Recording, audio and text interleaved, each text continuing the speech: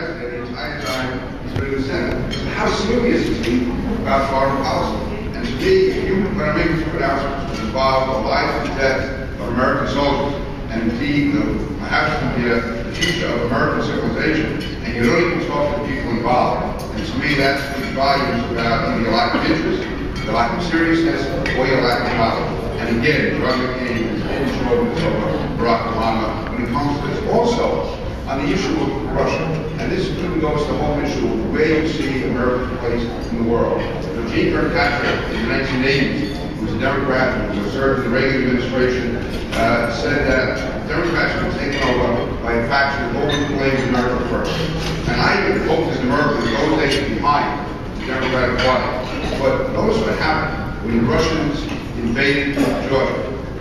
Barack Obama compared it to our invasion of Iraq. We can have minor sympathy for Iraq, but for any American president, or any American candidate for president, who cannot understand the moral distinction between removing a dictator who pushed at hundreds of thousands of people, which is what the United States did going after Saddam Hussein, and the Russians invaded a democratically elected government, a country run by a democratically elected government.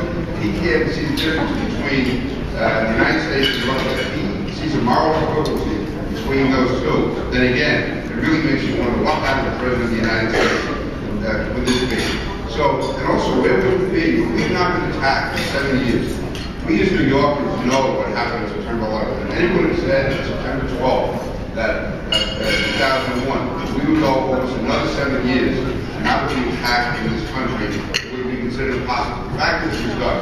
It was done because of people like John McCain and strong support of legislation. If Barack Obama did it, there would be no need for that. There would be no surveillance of phone calls being made into the U.S. by foreign terrorists. And I don't know what we'd be doing as far as building relationships instead of with overseas allies and not even our allies, but working very closely in the war against terrorism. So we go from now to November, and let me say as a politician also, and Joe Mandela feels strongly about this, how we have to really revive and bring back the New York State Republican Party.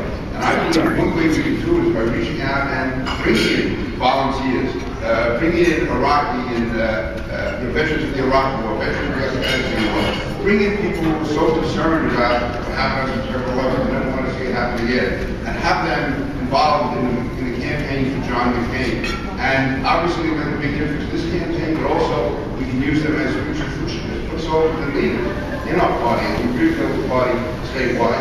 And also Governor Sarah Palin. I have never seen this type of response to any candidate that we've got just since Friday. I was at any number of events over the weekend, and they were, Joey didn't tell you this, the Democratic events I was at, I was mingling with the enemy. No, seriously, I was at events where the great majority of people were Democrats. All they were talking about was Sarah Palin. And even among these Democrats, there was a large amount of support, there was a large amount of interest, and very few were willing to discuss it, which is different from what you would have expected when a vice presidential candidate is picked in a partisan deal like this. You would have expected, I'm going to shave, what are you doing? The fact is, this is a woman who really tapped into something in the American psyche. We have 5 children, who have been an all-star athlete, to have get up in the middle of the night and shoot arrows, to work with the hands, to be a union member, to have a husband be a union member, and also to take on an entire state Republican organization and defeat the governor of the state to be an expert on energy policy. This is definitely a 21st century woman who is appealing really across the board. And we talk about Senator Clinton supporters, and it's not a trade of one for one. The fact is, many people who did vote for Senator Clinton were women who somehow felt disenfranchised and felt that there was no one who really understood their position. And it wasn't even a question of where they stood in any particular issue. It was just the role of women in the 21st century, which in many cases almost requires being a Renaissance woman.